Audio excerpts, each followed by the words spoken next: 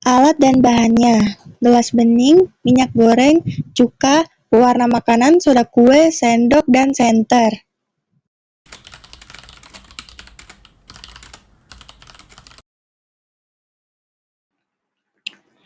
Tuangkan minyak goreng ke dalam gelas hingga sekitar seperempat bagian penuh. Minyak akan menjadi lapisan atas karena lebih ringan dari cuka. Masukkan 2 sendok soda kue ke dalam minyak.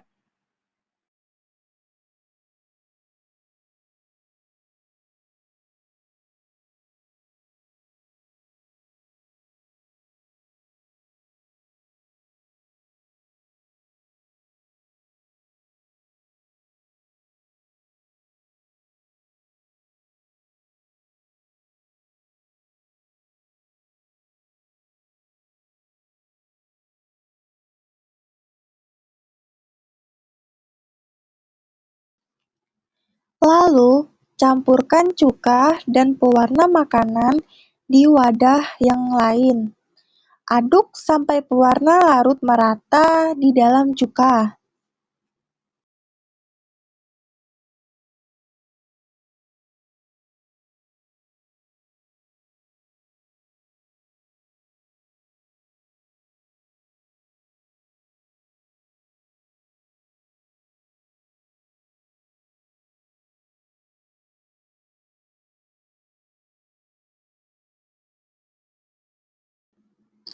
Tuangkan campuran cuka berwarna ke dalam gelas secara perlahan. Cuka akan turun ke bawah karena lebih berat dari minyak. Amati hasilnya, akan muncul gelembung-gelembung yang membawa tetesan cuka berwarna naik ke atas menembus minyak, lalu turun lagi setelah gas lepas, membentuk efek lava lamp. Nyalakan senter dari bawah gelas agar warna cairan tampak lebih indah dan efek lava lebih jelas.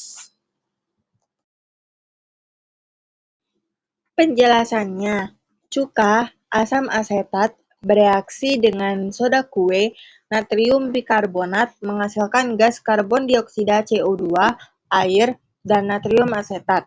CH3COOH ditambah NaHCO3 sama dengan CO2 ditambah H2O ditambah CH3COONA.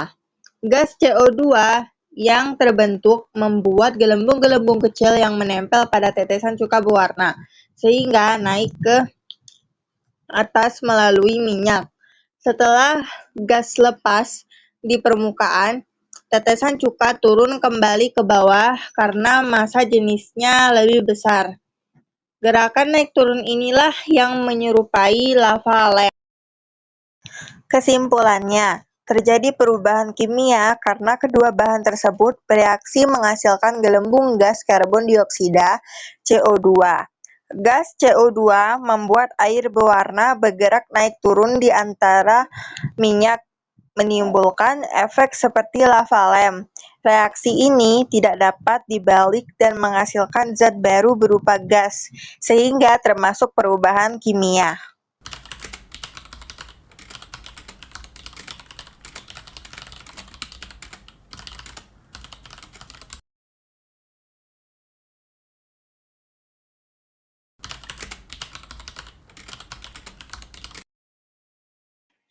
Pertama-tama, tandai gelas 1, 2, dan 3 agar kita bisa membedakannya. Gelas pertama diisi air biasa tanpa campuran apapun. Gelas kedua juga sama, tetapi berisi air yang dicampur dengan 5 sendok garam. Diaduk sampai rata.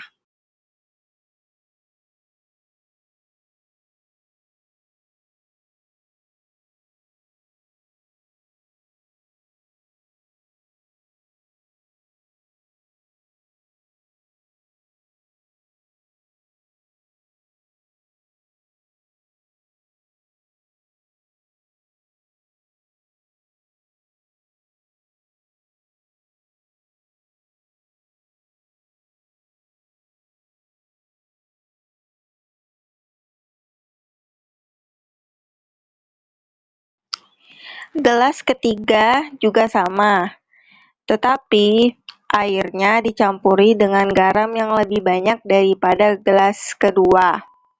Garam di gelas ketiga yaitu 6 sendok makan.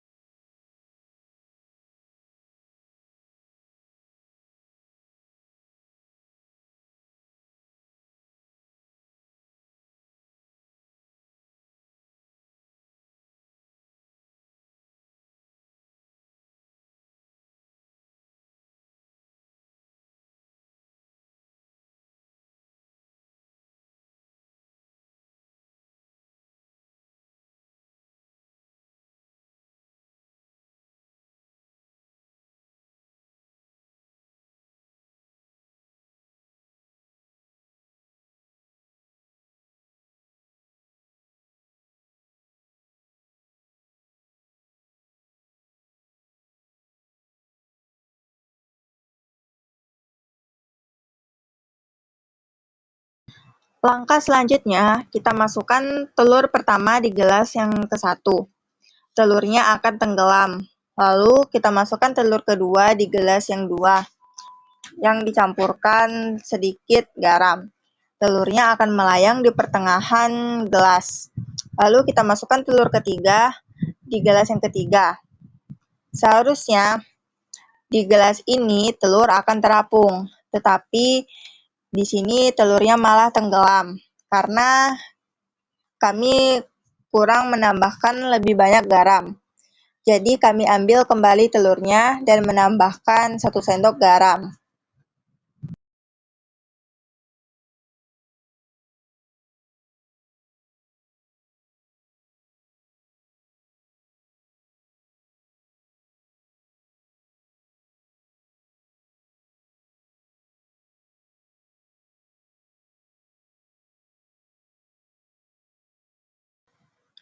Dan kita coba kembali memasukkan telur yang ketiga. Di sini terlihat telurnya terapung, yang berarti eksperimen kali ini berhasil membuat telur tenggelam, telur melayang, dan telur terapung. Atau penjelasannya, percobaan telur tenggelam, melayang, dan terapung terjadi karena perbedaan massa jenis air. Air tawar membuat telur tenggelam, air dengan sedikit garam membuat telur melayang, dan air garam pekat membuat telur terapung. Tidak terbentuk zat baru, hanya perubahan sifat fisik air. Kesimpulannya, percobaan telur tenggelam, melayang, dan terapung termasuk perubahan fisika, karena yang berubah hanyalah massa jenis kepadatan air akibat penambahan garam tanpa terbentuk zat baru. Semakin banyak garam yang dilarutkan, semakin besar massa jenis air, sehingga telur bisa tenggelam, melayang, terapung, tergantung kadar garamnya.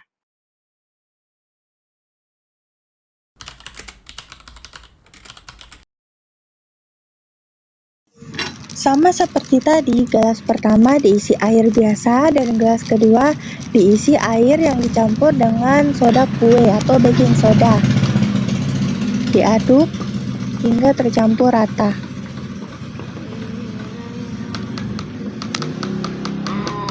Ini tahan ya, Chan. Tahan ya. Masukin telur deh. Gelas yang ketiga kita masukkan air. Dan di gelas ketiga ini kita campurkan air dengan cuka. Cukanya 3 sendok makan. Lalu diaduk sampai merata.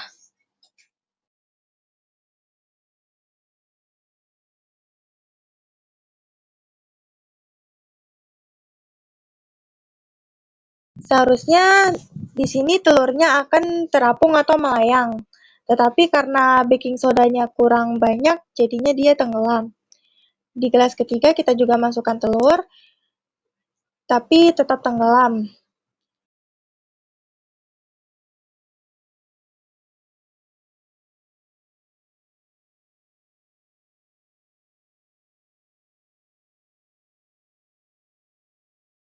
pada gelas kedua, baking soda sebenarnya dapat membuat telur terapung karena meningkatkan massa jenis air.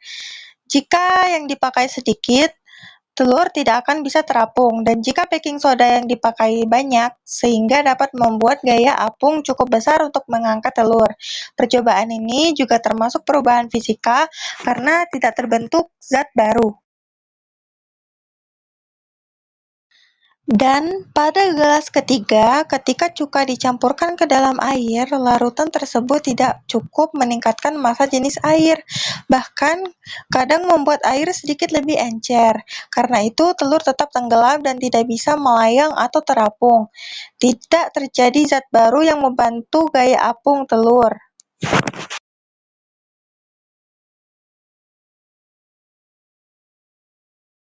Assalamualaikum warahmatullahi wabarakatuh.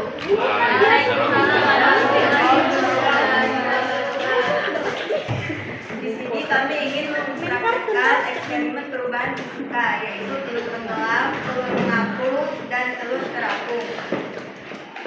Di sini bahan-bahannya ada 3 butir telur,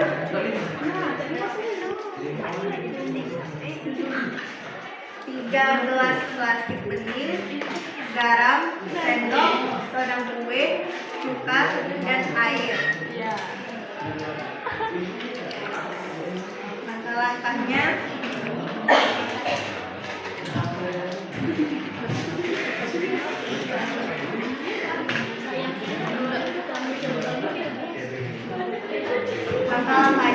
beri tanda 1, 2, dan 3 kepada gelas ini agar kita bisa membedakannya.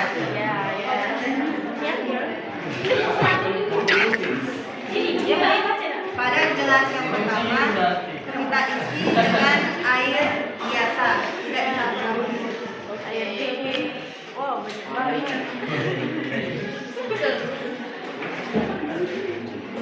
Air kedua juga sama. Tapi kita campur dengan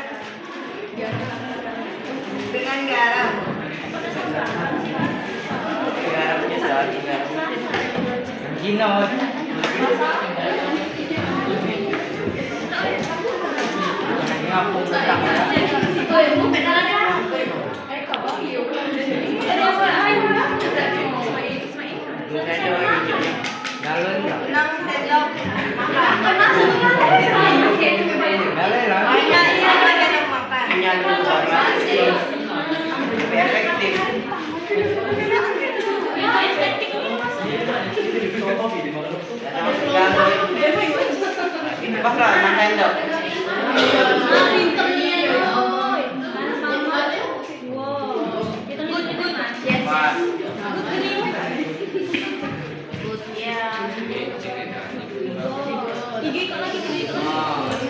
Kita aduk sampai tercampur.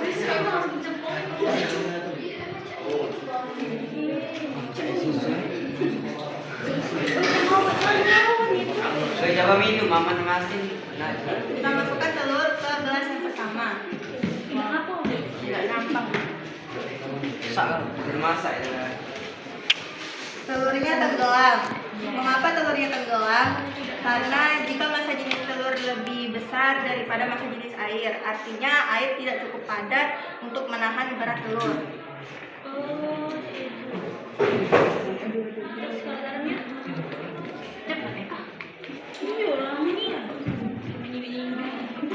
Kita coba masukkan telur ke gelas yang kedua. Baunya apa? Tidak. Tambah lagi.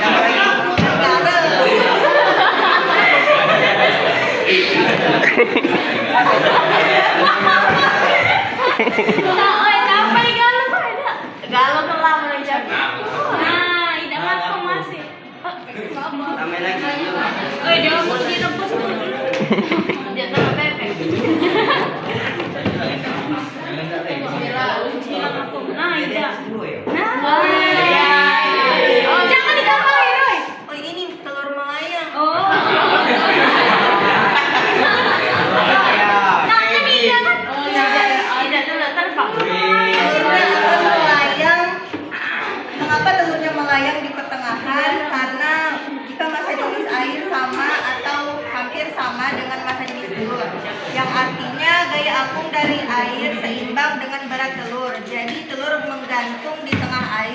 tidak tenggelam ataupun terapung.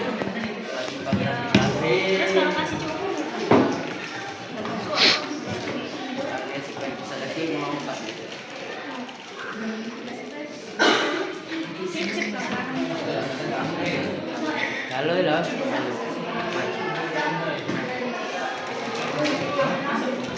Gelas ketiga juga sama, kita campurkan dengan garam, tapi garamnya lebih banyakkan dari gelas yang kedua.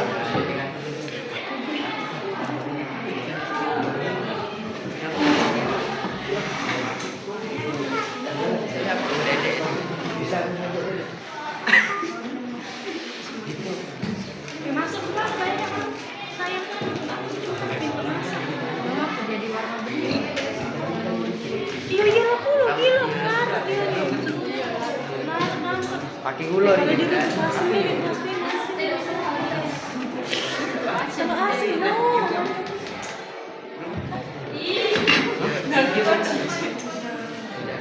Kita coba masukkan telurnya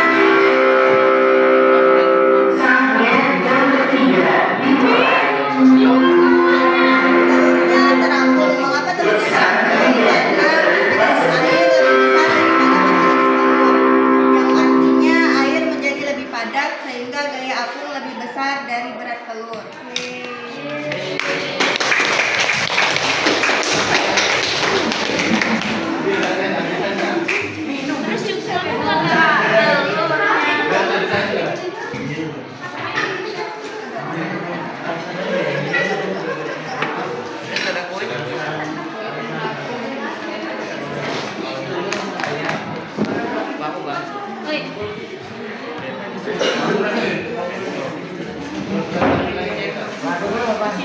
buat Warna yang berubah hanyalah massa, jenis, kepadatan air akibat penambahan zat baru. Semakin banyak garam yang dilakukan, semakin besar jenis air, sehingga telur bisa tenggelam, melayang, terapung, tergantung kadar garamnya. Nah, dulu lah, Pak.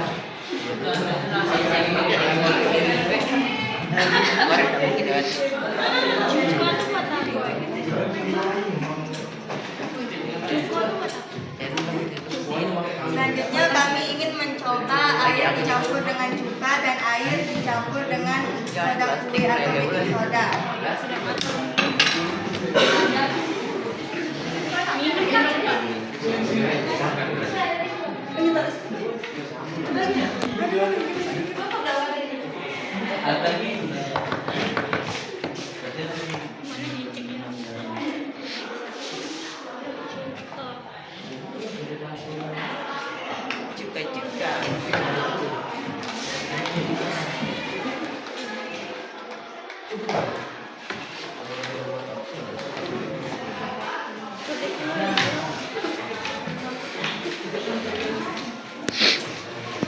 Sama seperti tadi, yang pertama kita masukkan dulu airnya.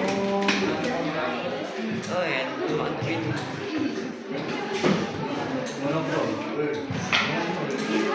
masa minum deh.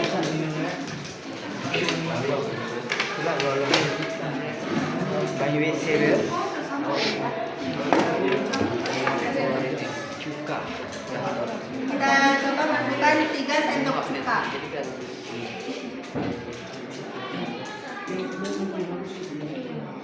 Buat acar kalau itu. Airnya berapa mili?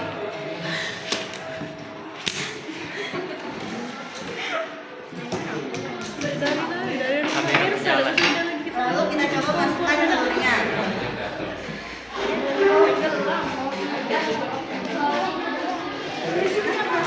Telurnya tetap tenggelam. Mengapa telurnya tenggelam? Karena larutan tersebut tidak cukup meningkatkan massa jenis air. Kadang membuat air sedikit lebih encer. Karena itulah hanya terjadi pencampuran fisik, bukan reaksi kimia. Jadi ini termasuk dalam perubahan fisika. Kesimpulannya, larutan cuka tidak dapat membuat telur melayang ataupun terapung karena massa jenisnya masih lebih kecil dari massa jenis telur.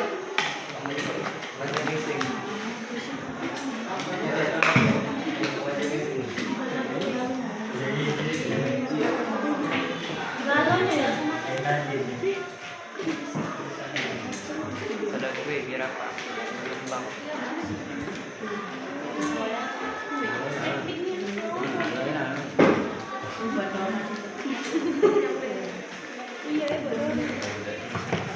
Iya, itu telur lada. Iya.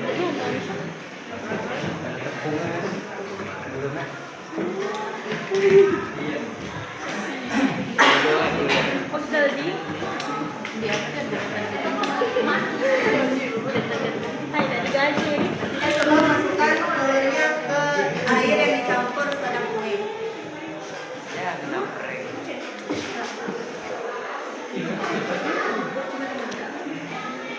Nah, boleh.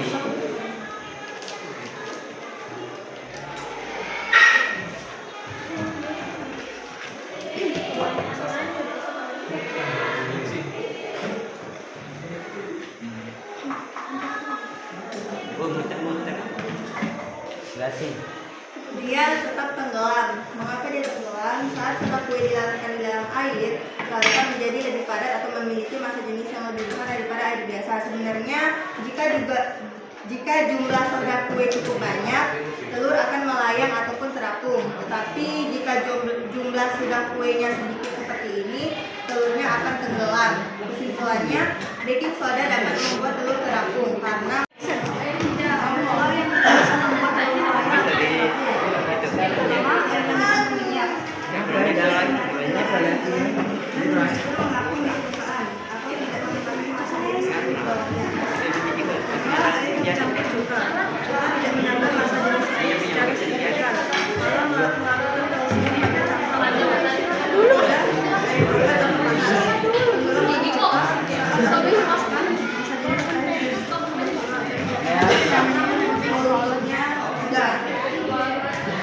ada juga yang bisa membuat telur terapung atau melayang, yaitu air garam. Terapung atau melayang tergantung banyaknya garam.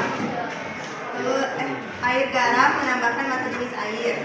Ada juga air yang dicampur dengan soda kue. Terapung atau melayang. Soda kue meningkatkan massa jenis air meskipun tidak sekuat garam. Ada juga air yang dicampur dengan sabun cair atau deterjen. Telur bisa terapung sebagian atau seluruhnya tergantung pada sabun. Sabun membuat air lebih kental dan menambahkan sedikit massa jenis walaupun tidak seefektif garam. Kesimpulan keseluruhannya dari percobaan yang kita buat tadi di sini, kita dapat lihat telur lebih mudah melayang dan terapung jika dicampurkan dengan air garam. Lebih dapat membuat massa jenis air lebih besar dari massa jenis telur. Ada juga percobaan yang juga bisa membuat telur terapung, yaitu air yang dicampur baking soda, tetapi jika baking sodanya yang digunakan lebih banyak dari garam, dan jika baking soda yang digunakan sedikit, maka telurnya akan tenggelam. Dan sesuai percobaan kita tadi juga ada cuka yang dicampur dengan air. Memang tidak bisa membuat telur melayang ataupun terapung karena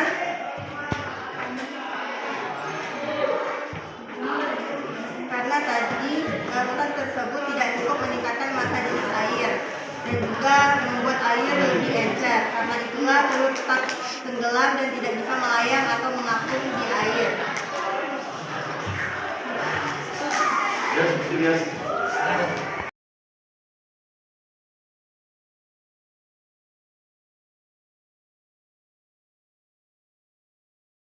Pertama-tama kita rebus dulu telur yang ingin kita pakai. Rebus sampai 10 atau 12 menit.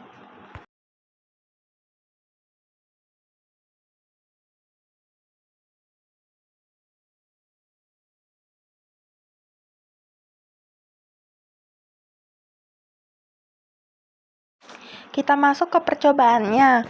Kita masukkan telur yang sudah matang tadi ke dalam air 1 yang tidak dicampur dengan apa-apa. Telurnya tenggelam.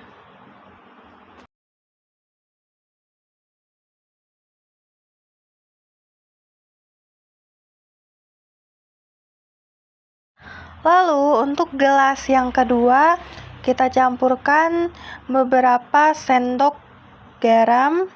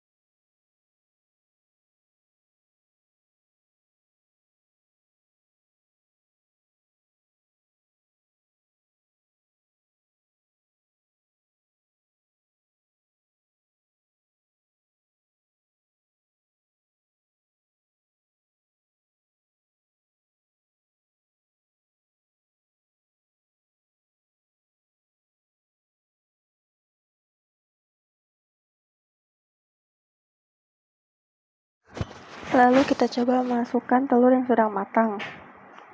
Telurnya di sini akan tetap melayang sama seperti telur yang mentah. Lalu di gelas yang ketiga, sama seperti tadi kita campurkan juga dengan garam, tapi lebih banyak dari garam yang di gelas kedua.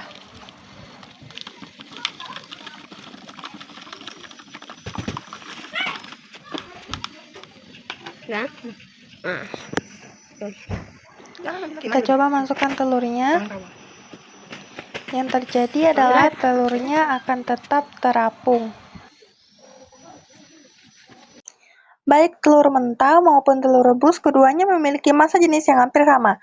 Ketika telur dimasukkan ke air biasa, telur matang akan tenggelam, karena massa jenis air lebih kecil daripada massa jenis telur. Namun, jika air diberi garam, maka massa jenis air meningkat. Jika kadar garam cukup banyak, gaya apung yang dihasilkan menjadi lebih besar dan berat telur. Akibatnya, telur matang bisa melayang atau terapung. Telur matang juga bisa melayang atau terapung di air garam, tergantung banyaknya garam yang ditambahkan. Semakin pekat larutan garam, semakin mudah telur baik mentah maupun matang terapung. Percobaan ini termasuk perubahan fisika.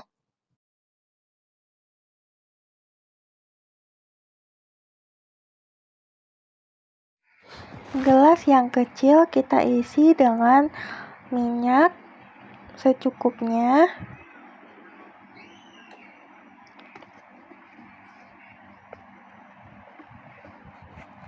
Lalu gelas bening yang kedua kita isi dengan air yang biasa tanpa campuran apapun.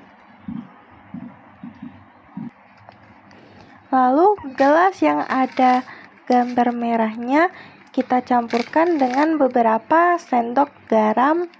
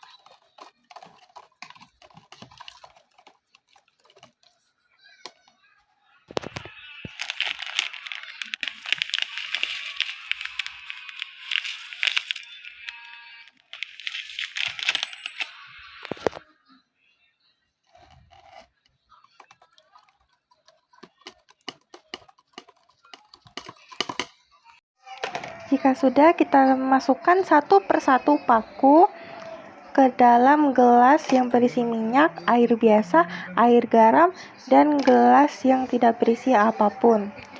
Dan tunggu selama 1 hari atau 24 jam. Air biasa paku berkarat lambat, air garam paku berkarat lebih cepat, dan gelas tanpa apa-apa paku berkarat sangat lambat daripada gelas yang berisi air biasa. Kesimpulannya, berdasarkan percobaan tadi, dapat disimpulkan bahwa korosi atau karat pada paku terjadi karena adanya reaksi antara besi, oksigen, dan air. Paku yang direndam dalam air garam paling cepat berkarat karena garam mempercepat proses reaksinya. Paku yang direndam dalam air biasanya juga berkarat tapi lebih lambat, sedangkan paku yang berada di dalam minyak atau tanpa cairan tidak mengalami karat karena tidak ada kontak dengan air dan udara.